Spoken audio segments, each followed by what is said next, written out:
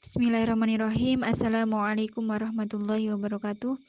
Alhamdulillahirabbil alamin wassalatu wassalamu ala asrafil anbiya'i wal mursalin sayyidina wa maulana Muhammadin wa ala alihi washabihi ajma'in amma ba'du. Alhamdulillah pada kesempatan kali ini kita bisa melanjutkan perkuliahan kita pada mata kuliah Al-Qur'an, Hadis dan Gender. Nah, dalam kesempatan ini saya Anis Fajar Fitria akan mencoba memberikan sedikit penjelasan mengenai hadis-hadis larangan memukul istri dalam aplikasi 60 hadis tentang hak-hak perempuan dalam Islam. Nah, dalam pembahasan kali ini sesuai di dalam aplikasi tersebut ada empat hadis yang disampaikan atau dipaparkan. Hadis yang pertama yaitu mengenai sindiran kepada pasangan yang suka memukul. Nah, mengenai sindiran tersebut terdapat pada hadis riwayat Bukhari nomor 5259 yang berbunyi, An Abdillah bin Zam'ah anin Nabi sallallahu alaihi wasallam qala la yajlidu ahadukum ra'atahu jaldan ba'di thumma yujami'uha fi akhiril yaum, yang artinya dari Abdullah bin Zam'ah radhiyallahu anhu, Nabi Muhammad sallallahu alaihi wasallam bersabda, janganlah seseorang di antara kamu memukul istrinya layaknya memukul hamba saya padahal ia menggaulinya di ujung hari. Nah, dari hadis tersebut dapat kita pahami ya bahwa Rasulullah menyindir kepada para suami pada zaman dahulu ya, mungkin pada zaman dahulu yang dia itu suka memukul istrinya layaknya memukul hamba sayanya padahal ia menggaulinya di ujung hari. Nah, dari hadis tersebut dapat kita pahami bahwa bagaimana potret historis pada masa Nabi, suami yang suka memukul istri dan digaulinya di ujung hari. Pada hadis tersebut dapat kita pahami bahwa sikap tersebut sangat dilarang ya, dilarang oleh Nabi. Bagaimana adanya sifat ketidakadilan atau bisa dikatakan ketidakmanusiawian. Nah, seperti itu. Karena dalam kita tahu bahwa pada suami istri atau hubungan pada relasi kerumah tanggaan ya, itu di dalamnya diharapkan ada relasi-relasi atau energi-energi positif di dalam rumah tangga tersebut. Dan apabila pada rumah tangga tersebut suami sudah berani memukul istri kemudian menggaulinya di siang hari, nah itu bisa dikatakan tidak itu ya, kurang menghargai seorang perempuan atau seorang istri.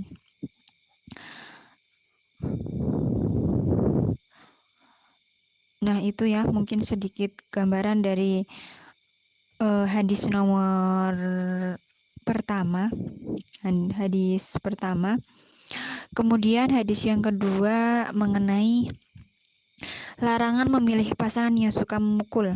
Nah, pada hadis larangan memukul ini sesuai dengan aplikasi ya, itu terdapat pada riwayat Muslim yang berbunyi, An Fatimah binti Qais radhiyallahu anha faqalat khutabu minhu Muawiyah wa Abu Jahmi faqala Nabi sallallahu alaihi wasallam inna Muawiyah taribun khafifun hali wa Abu Jahmi minhu shiddatam 'alan nisa aw yadribun nisa aw nahwa hadza walakin 'alaiki bi Asmah bin Zaid, rawahul Muslim. Yang artinya Fatimah bin Qais radhiyallahu anha berkata, ketika beberapa orang melamarku, di antaranya mereka adalah Muawiyah dan Abu Jaham, Nabi Muhammad SAW memberi saran. Muawiyah itu tidak memiliki harta sama sekali, sementara Abu Jaham sangat keras terhadap perempuan, suka memukul. Pilihlah Usamah bin Zaid. Nah, dari hadis tersebut ya dapat kita lihat bagaimana Rasulullah melarang perempuan untuk memilih pasangan atau suami yang suka memukul. Pada hadis tersebut juga dijelaskan ya bagaimana ada suatu masalah atau potret historis pada zaman Nabi, yaitu sahabat Fatimah bin Qais, sahabiyah ya.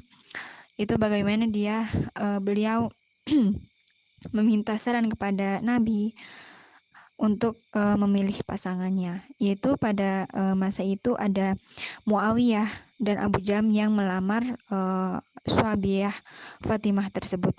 Kemudian Nabi Muhammad menjelaskan bahwa Muawiyah itu tidak memiliki harta sama sekali, sementara Abu Jaham sangat keras terhadap perempuan atau dalam artian suka memukul. Kemudian Rasulullah menganjurkan untuk memilih Usamah bin Zaid untuk menjadi pasangan Fatimah bin Qais tersebut. Sudah jelas sekali ya dijelaskan bahwa bagaimana Rasulullah menganjurkan untuk memilih pasangan yang tidak suka memukul perempuan.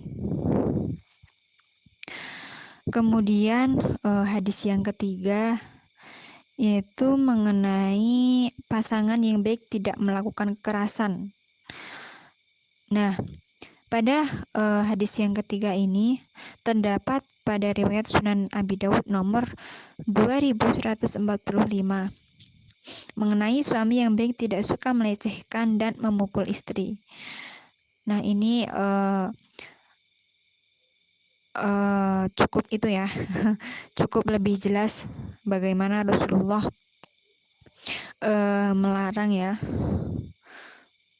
melarang untuk memukul istri, yaitu yang berbunyi an Bahzin Hakim an abihi an jaddi qala qultu ya Rasulullah nisauna ma ta'ti minhunna wa ma nadir qala anti harataka anna syi'ta wa ad'imha idza ta'imta waksuha idza tasaita wa la tukahihil wajhi wa la tadrib, rawahul Abu Dawud. Artinya dari Bas bin Hakim dari ayahnya dari kakeknya yang berkata, aku pernah bertanya kepada Rasulullah, wahai Rasulullah, terkait istri-istri kami, apa yang wajib kami lakukan dan apa yang harus kami tinggalkan? Rasulullah SAW menjawab, kamu boleh bersenggama dengan sesuai selera kamu, berikanlah ia makan seperti yang kamu makan, berilah ia pakaian ketika kamu bisa berpakaian, janganlah mengolok-ngolok mukanya dan janganlah memukul. Nah, dapat kita lihat ya dari hadis tersebut bagaimana Rasulullah menjelaskan bahwa suami yang baik itu tidak suka melecehkan dan memukul suami. Dalam sebuah potret masa lalu, bagaimana sahabat Bas bin Hakim ini bertanya kepada Rasulullah mengenai kewajiban suami kepada istri. Kemudian Rasulullah menjawab, kamu boleh bersenggama dengan sesuai selera kamu, berikanlah ia makan seperti yang kamu makan. Jadi Rasulullah juga menganjurkan bagaimana kewajiban seorang suami itu untuk menafkahi atau memberi makan atau memberikan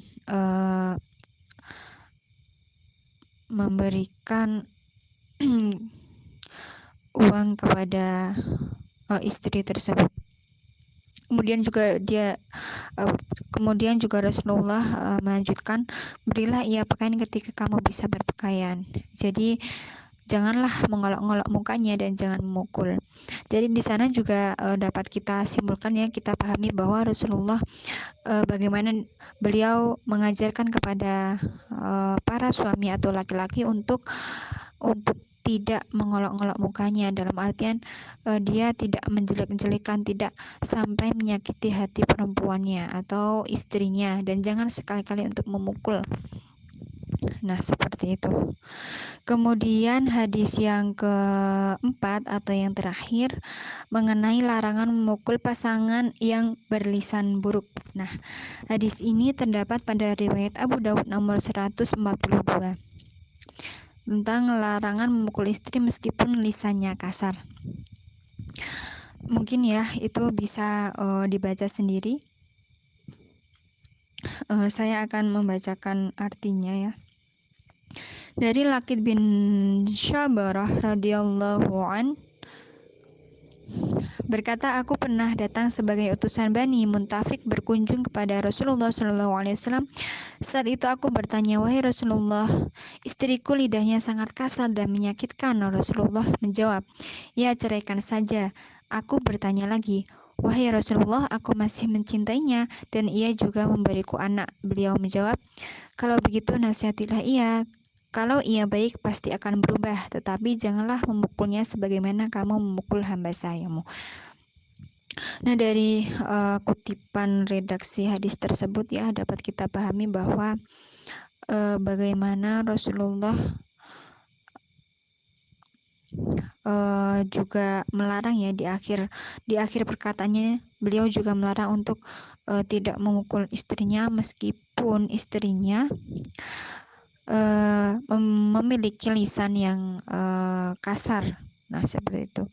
Di sana juga dalam redaksi hadis tersebut juga dapat kita lihat bagaimana potret pada masa Nabi, masalah yang kita tahu bahwa Nabi sebagai pemimpin umat yang banyak dimintai saran terhadap masalah-masalah, berbagai masalah, termasuk pada masalah keluarga ini.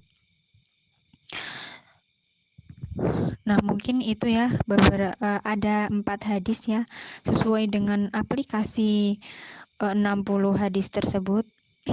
Lalu pada makalah tersebut kami juga memberikan sedikit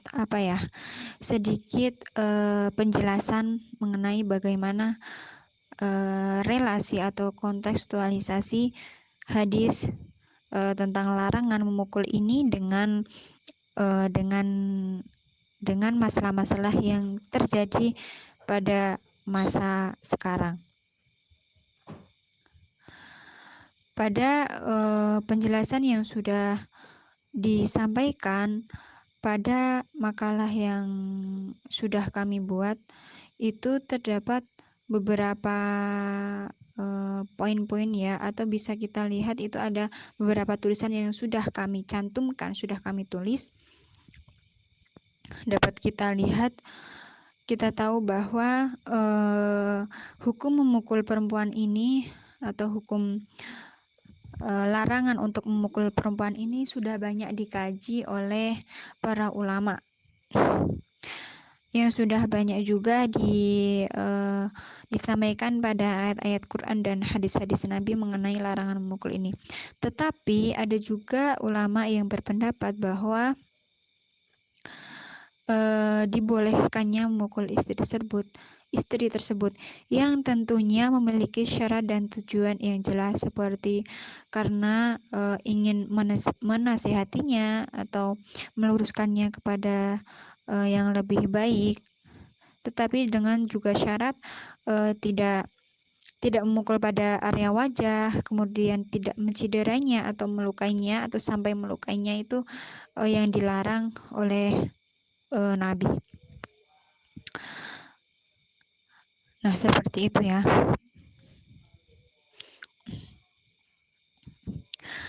Jika kita lihat mungkin dua pandangan ulama tersebut mungkin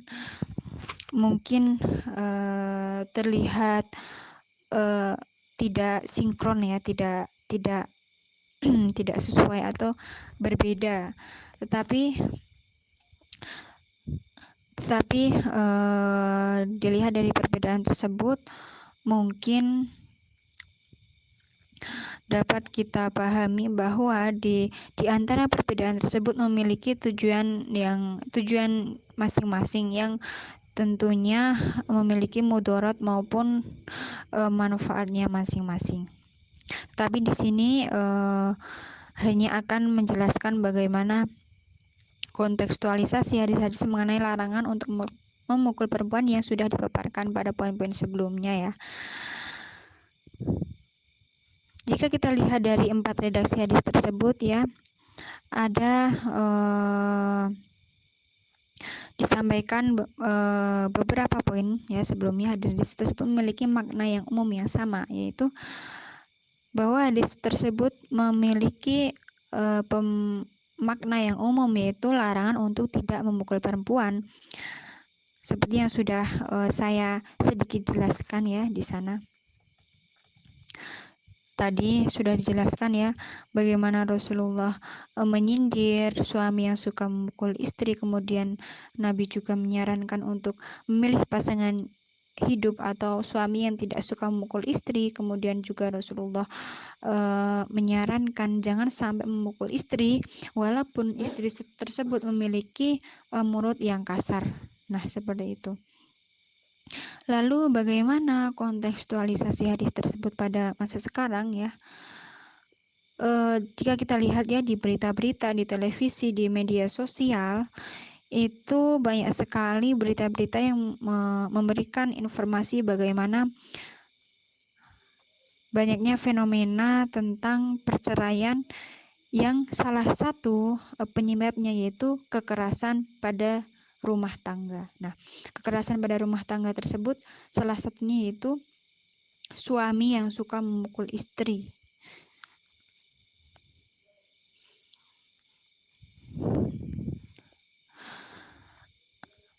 Padahal di negara kita sendiri ya sudah banyak ya undang-undang yang mengatur bagaimana larangan untuk kekerasan tersebut, seperti pada larangan KDRT, yaitu Undang-Undang Indonesia ya, tepat pada tahun 2004 pemerintah Indonesia mengeluarkan Undang-Undang Nomor 23 tentang penghapusan kekerasan di dalam rumah tangga.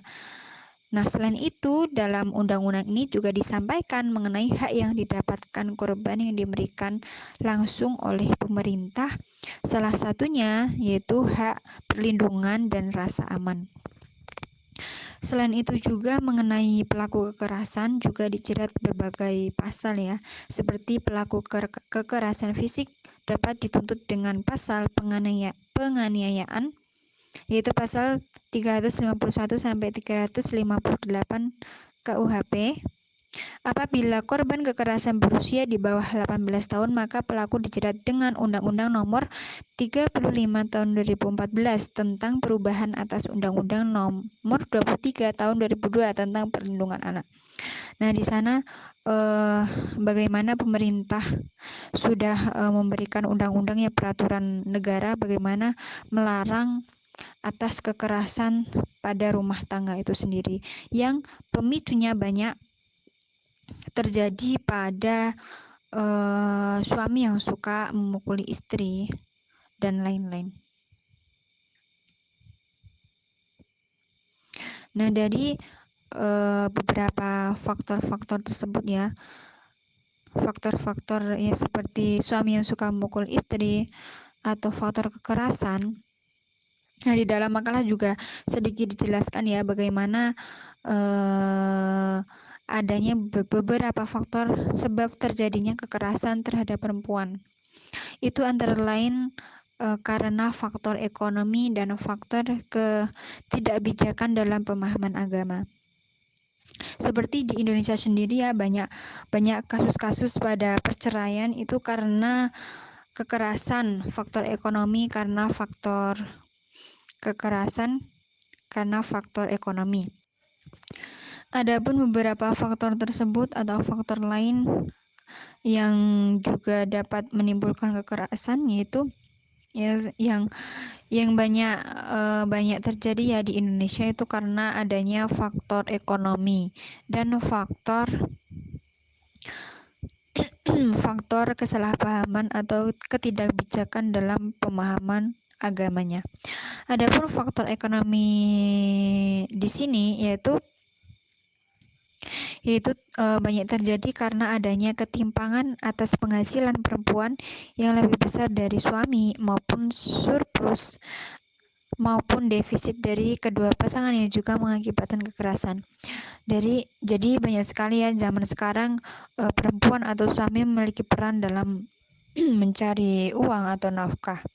Kemudian suami hanya pengangguran di rumah. Nah, seperti itu yang banyak menjadi pemicu bagaimana munculnya kekerasan dalam rumah tangga. Kemudian yang kedua yaitu faktor pemahaman agama. Nah, faktor pemahaman agama di sini dipicu karena kesalahpahaman atau kurang bijakan suami dalam memahami ajaran agama. Seperti misal pada dalil-dalil ayat Al-Quran ataupun hadis yang menjelaskan bagaimana laki-laki itu memiliki peran penting dalam memimpin keluarganya. Nah, kata memimpin di sini disalahartikan atau disalahfahami oleh banyak laki-laki ya, bagaimana dia sewenang-wenang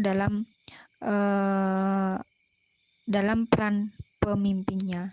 Jadi sikap sewenang-wenang tersebut dapat menjadi pemicu terjadinya kekerasan dalam rumah tangga. Lalu bagaimana cara mengatasi hal-hal demikian?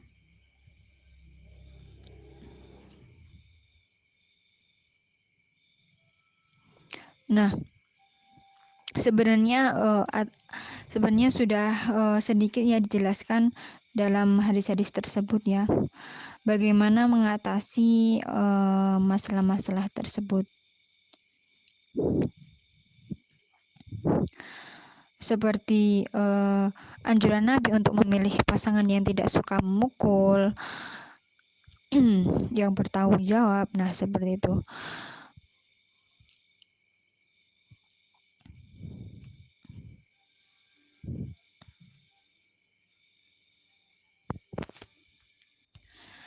Sehingga segala faktor-faktor pemicu terjadinya kekerasan rumah tangga tersebut sebenarnya sudah seharusnya setiap individu memiliki cara-cara yang lain yang bijak yang untuk menyelesaikan masalah yang terjadi pada rumah tangga. Nah, biasanya dalam sifat kebijaksanaan ini maupun yang terdapat pada suami maupun istri itu tadi juga sedikit dijelaskan pada salah satu hadis ya, bagaimana Rasulullah menganjurkan untuk tidak memilih pasangan atau suami yang tidak suka memukul istri, yaitu suami yang baik, soleh, dan bertanggung jawab. Tentu suami-suami yang baik, solid dan bertanggung jawab, dia memiliki sikap yang bijak dalam mengatasi berbagai masalah yang terjadi pada rumah tangga tersebut. Nah, mungkin seperti itu ya kalau menurut hadis. Sekian dari saya. Mohon maaf atas segala kekurangannya. Wassalamualaikum